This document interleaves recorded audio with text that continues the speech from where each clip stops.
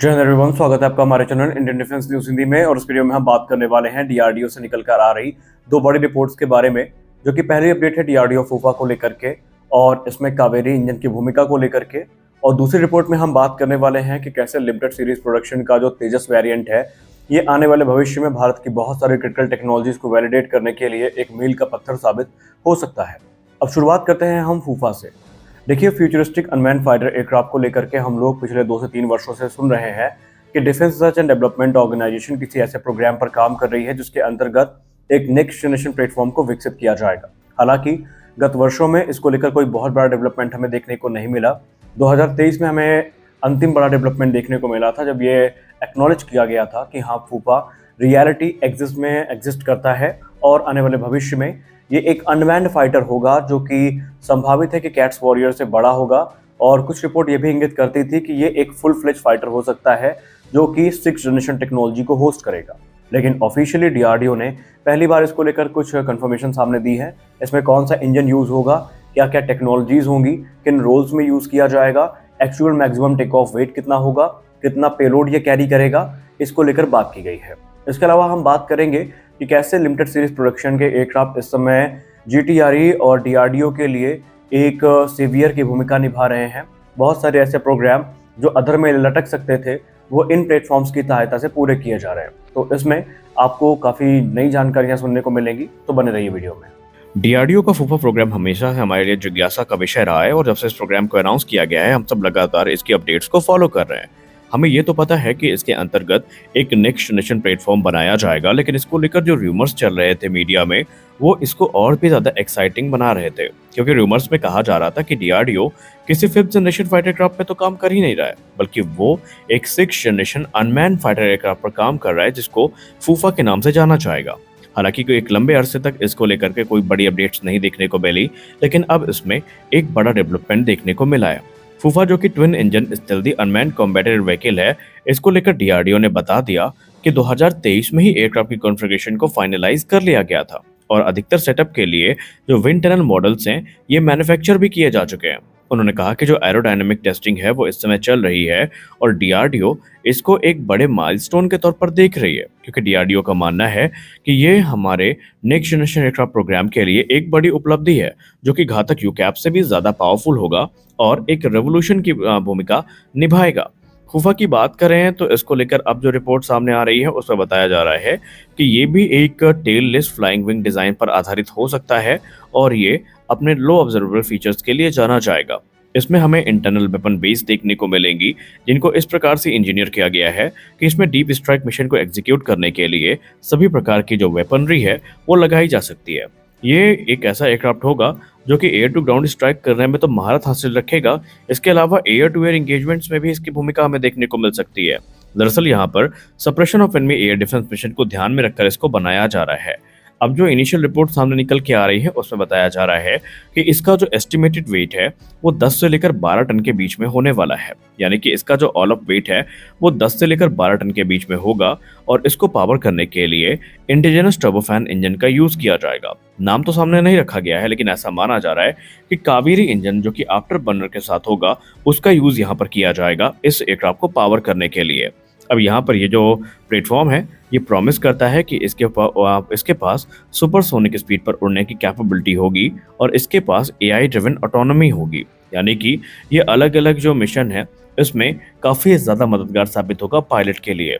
Pilot यहाँ पर क्योंकि होंगे नहीं तो इसको कंट्रोल किया जाएगा किसी मदरशिप से या फिर किसी ग्राउंड स्टेशन से, और ऐसे में इसको उड़ाने वाले के लिए जो वर्कलोड है उसको कम करने का हर यथासंभव प्रयास किया गया है।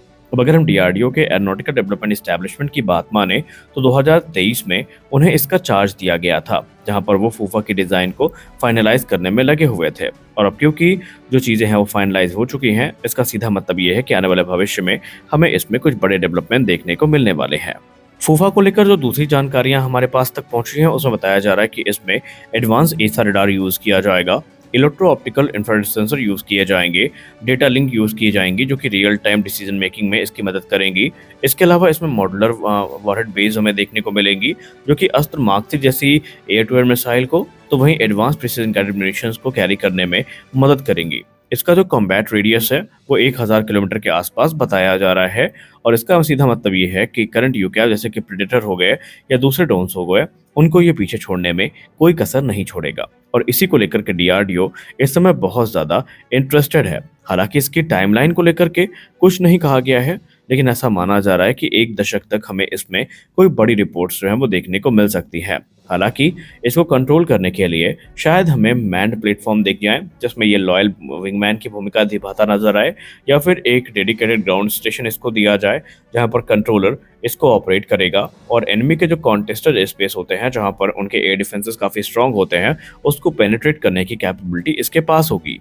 अब बात कर लेते हैं दूसरी रिपोर्ट के बारे में जो कि तेजस के एलएसपी वेरिएंट को लेकर आ रही है। मीडिया रिपोर्ट्स में बताया जा रहा है कि भारतीय वायुसेना के जो 8 लिमिटेड सीरीज प्रोडक्शन के एलएसपी एयरक्राफ्ट हैं, इनको एक बड़ी जिम्मेदारी मिलने वाली है और अब ये फ्रंट लाइन सर्विस से आगे बढ़ करके भी सर्व करने वाले हैं। मीडिया रिपोर्ट्स में बताया जा रहा है कि यहाँ पर LSP 8 तक के जो एयरक्राफ्ट हैं वो अब टेस्टिंग सीरीज में एक महत्वपूर्ण भूमिका निभाएंगे। ये इन ओल्डर एयरफ्रेम को, जो कि इनिशियल ऑपरेशन क्लियरेंस के तेजस मार्क 1 एयरक्राफ्ट से भी ज़्यादा पुराने हैं, इन्हें अब एक वाइटल टेस्ट प्लेटफॉर्म के तौर पर यूज़ किया जाएगा, जहां पर तेजस मार्क 2 AMCA की टेक्नोलॉजी को वैलिडेट करने में इनका यूज़ किया जाएगा। इसके अलावा ये कावेरी डेरिवेट इंजन में फ्लाइंग टेस्ट बेड की भूमिका भी निभाने वाले हैं। अब ये रिवील किया गया है कि aeronautical development agency, Hindustan aeronautics limited इस समय मिल करके जो रोड मैप है वो तैयार कर रहे हैं, जहां पर इंडियन एयरफोर्स भी उनका समर्थन करने के लिए तैयार है। दरअसल इस समय जो सिस्टम वैलिडेशन है उसको प्राथमिकता दी जा रही है ताकि फ्यूचर में जो टैक्टिकल रिफाइनमेंट हो सकती है उसको किया जा सके। और LSP सीरीज की जहां तक बात रही तो यहाँ पर टोटल जो 8 प्रोटोटाइप्स हैं ये हमें देखने को मिलते हैं, जो कि 2010 से 2018 के बीच में बनाए गए हैं। और इसके अलावा ये बेसिकली जो डेवलपमेंटल फ्लाइट ट्रायल्स हैं और फुल प्रोडक्शन है सिस्टम्स के, उनमें एक महत्वपूर्ण भूमिका निभाएंगे।